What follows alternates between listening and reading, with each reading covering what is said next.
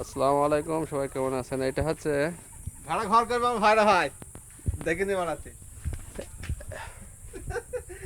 তোমার দাদা ঘর দুধ কই দেবে।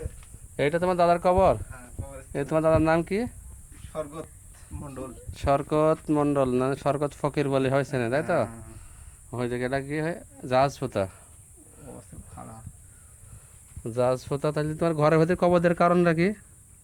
উনি বলে গেছিল তাই তো? যে আমার কবরস্থান দিতে দেওয়া হবে না, আমার বাড়িতে সে দিতে তো হবে। মরে গেছে, মরা মানুষ তো কোনো কিছু করতে পারে না। মরা মানে হ্যাঁ বলে গেছে তাই পড়লে সবাই গেছে, সমস্যা নেই। এখন যদি ইট গুন্ডি যদি তোমরা অন্য জায়গায় কাজ করো, তাই আরো ভালো নয়? ইটগুলো থাক, এখন এনার এই ঘরটা সাজতে হবে। কেন না আবার সারা? সাজলে এই এখন দু চারটে ফকির টকির আলি ওনার একটু গসবে কি এটাই। করবে এটা? আরো মানে কবর আজাব করবে। এখন পাগল। ওনার তোর এটা তো পেশা ছিল, না করলে তো হবে না। এটা না করে ইট গুন্ডি ঘর করে কবর না থাক, কবর থাক, সমস্যা নাই। কবরটা ঘিরে রেখে দাও। ঘিরতে হবে কবরস্থান কবরটা সাজাতে হবে। ঘিরে ফেলাও, তারপরে তোমার আমি বলছিলাম এটা পুরোটা ভেঙে সুন্দর করে একটা কামরা করে দিলে হয়ে গেল। হ্যাঁ, আমি সেটা বলছি তো। বুঝলেন, এটা টিং টিং কারণ মানে তোমাদের ভেঙে তোমার দিলে যেটা বল, কারণ এখানে ইটের গাদা আছে, এখানে ইট কোনো মধ্যে ঘরটা সব 10 ইঞ্চি গাছ। দাদি দাদিতে বেশি নাই? না দাদি অনেক আগে মারা গেছে, ও, বহুত আগে। আমার তাই। অনেক ছোট দাদি যখন মরে গেছে। ও, তাইলে এটা তোমাদের দাদা, তাইলে দাদার ওই ঘরটা, ছাগলের ঘরটা আছে কার? আমার বড় আব্বার ব- ইসমাইল। ইসমাইলের ঘর, মানে ভেড়ার ঘর, ঘর আর কি, গাড়ল যেটা বলে। আচ্ছা, গাড়লটা দেখানোর চেষ্টা করবো, যে থাকে মাঠে।